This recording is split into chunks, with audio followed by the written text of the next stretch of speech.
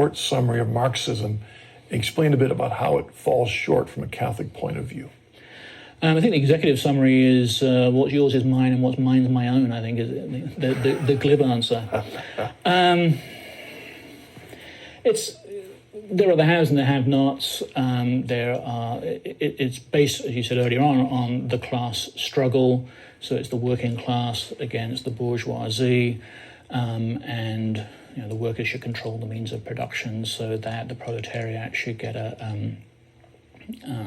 more control over what's happening in terms of industry and the like. Marx famously said that religion is the opium of the people, and that's an interesting question too, what he meant by that, whether it's something that numbs them or whether it's something that helps them to survive through the horrors of the experiences of every day.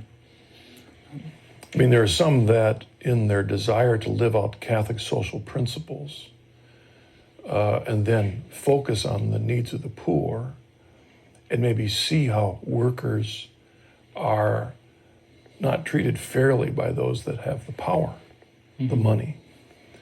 Think of the Dorothy Days and as such. I mean, they border very closely on Marxist ideas, it seems. I mean, what is it that keeps a good, faithful person who's interested in the poor, interested in fighting for the rights of the worker?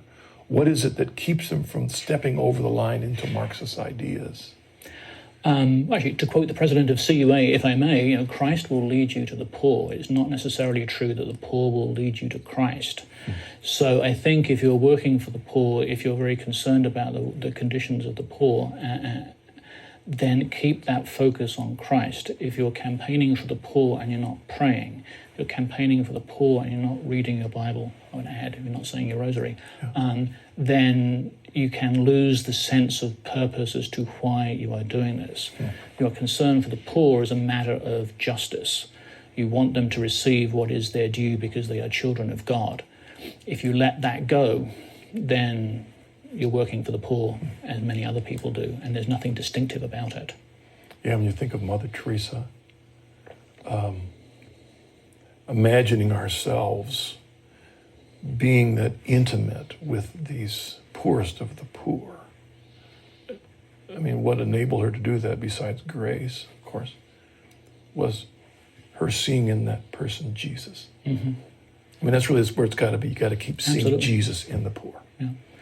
I was up at Mother Teresa's place in the Bronx one Saturday, and we were chopping up food to provide dinners for the local homeless and poor. And we're waiting for food, and I turned around to one of the sisters and I said, well, where's the food coming from, sister? We don't actually have any food yet. She looked at me and said, Providence. And so I say, it's coming from Rhode Island? She said, no, Providence. And I was sitting there thinking, well, hang on, we're feeding people in about half an hour. There's no food. And I just about finished that thought, and I'm wondering how to broach this with sister, as a huge truck pulls up. True story. A huge truck pulls up, and they said, we just brought some stuff. Do you want it? And that was lunch that day. Absolutely incredible.